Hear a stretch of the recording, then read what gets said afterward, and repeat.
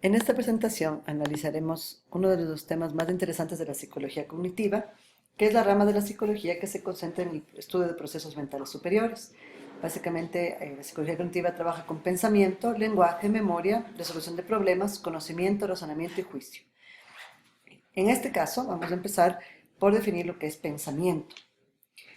El pensamiento es una de las características que diferencian a los seres humanos de otras especies, y además nosotros somos capaces de metacognición, es decir, nosotros somos capaces de pensar sobre el pensamiento.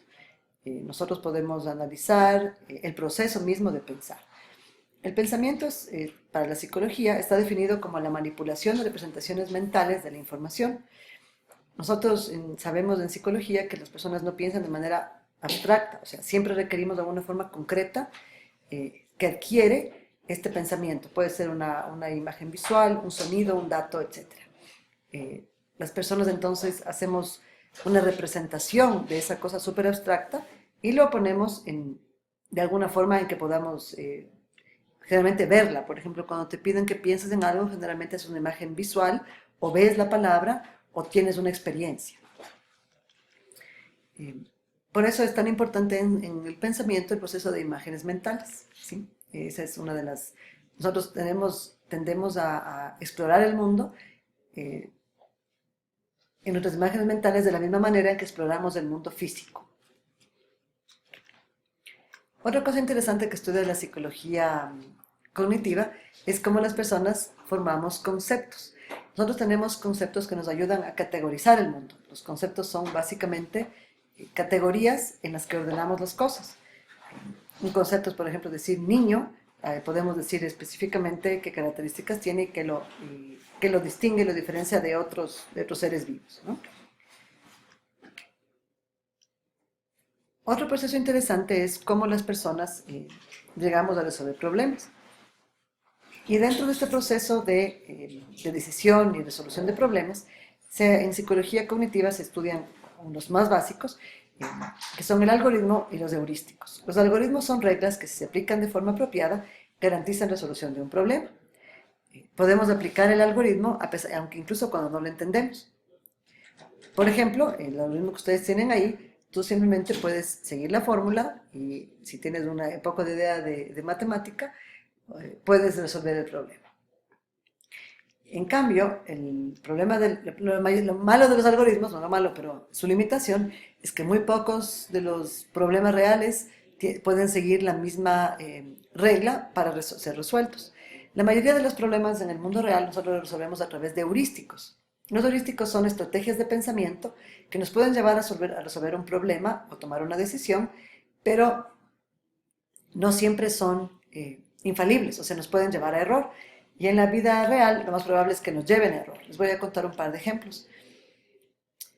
Por ejemplo, el heurístico de la representatividad es una regla que aplicamos para juzgar a personas en función del grado en que esa persona representa una categoría o un grupo de personas.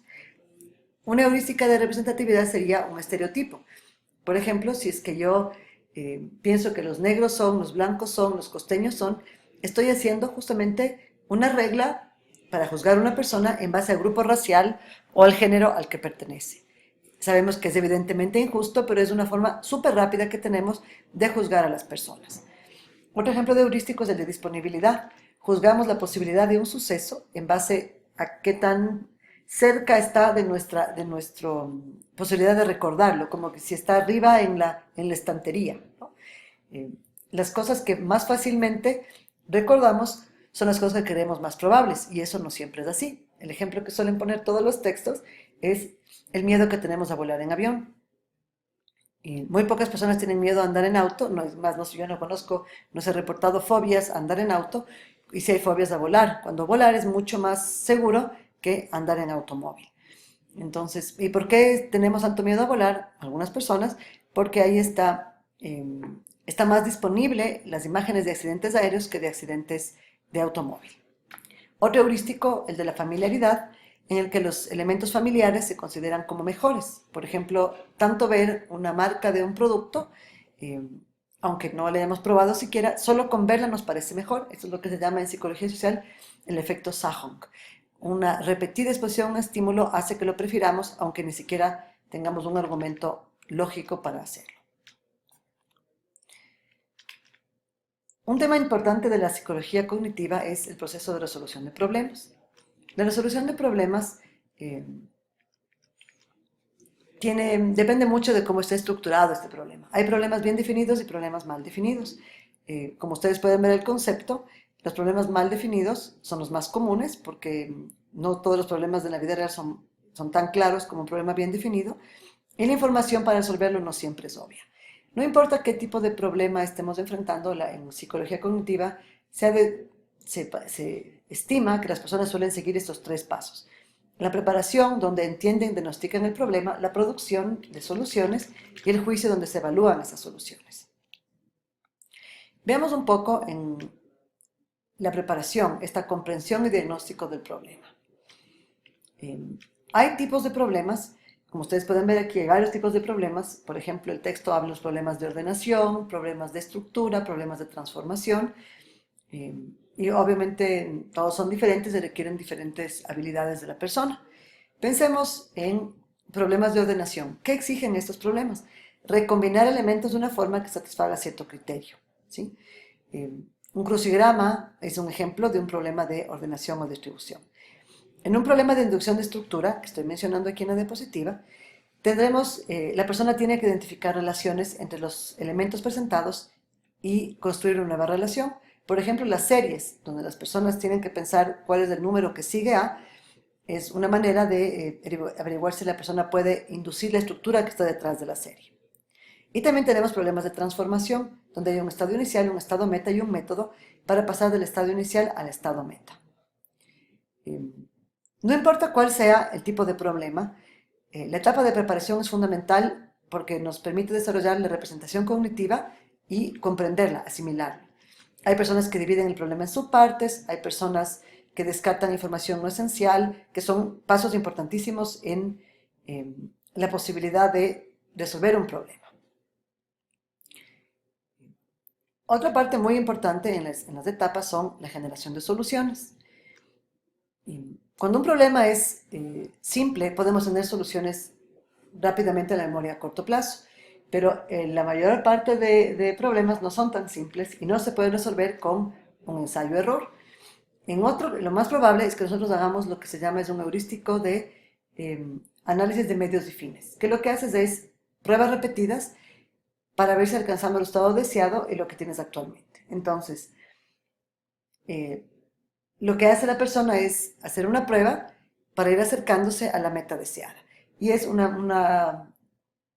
método bastante común para resolver problemas. Otro método que solemos utilizar es la formación de submetas. Hay personas que deciden trabajar, agarrar un problema y elegir metas obvias y hacer paso por paso, ¿ya? En algunos casos las metas no son tan útiles porque nos cortan el proceso de razonamiento. Un método muy interesante que fue investigado por Wolfgang Kohler más o menos en 1920, en finales de 1920, fue el de insight o conciencia súbita. Wolfgang Kohler es famoso por haber hecho estudios con chimpancés en sus jaulas, donde les ponía unas bananas en el techo de la jaula y les ponía unas cajas en el suelo. Los animales realmente no sabían cómo resolver el problema de agarrar las bananas, hasta que súbitamente, pero se llama así, conciencia súbita, uno de ellos ponía las cajas una encima de otra y agarraba las bananas. Nosotros podemos experimentar esto en algunas ocasiones en la vida, cuando hemos estado trabajando en un tema, moviéndolo en mente, y luego rápidamente encontramos la solución, ¿no? Finalmente, la última etapa es la evaluación de soluciones. Vamos a determinar si la solución que hemos optado fue la mejor. Y básicamente lo más importante es hacer esta comparación entre las soluciones que hemos tenido y la meta que buscábamos, que era resolver el problema, ¿no? Realmente la solución de problemas visto de manera teórica suena bastante fácil, pero en la práctica resolver problemas tiene algunos impedimentos, algunas dificultades. Veamos algunos de ellos. ¿Por qué es difícil resolver problemas? El primero es la fijeza funcional. Nosotros tendemos a pensar en un objeto solo en términos de su uso común. Por ejemplo, si a ti te dan un periódico, se te ocurre que es para, por ejemplo, para leerlo, pero tú puedes hacer una lista de unas 30 cosas que puede ser con un periódico que no sean solo leerlo, ¿sí? Muchos de los problemas que tenemos en la vida real no los podemos resolver teniendo un montón de herramientas de los lados porque estamos acostumbrados a ver la herramienta como algo para, con una sola función, ¿no? El periódico es para leer y no le vemos otras funciones que puede tener muchísimas. Justamente el pensamiento divergente va a tratar estos temas. ¿Por qué nos aferramos tanto a una sola forma de utilizar las cosas?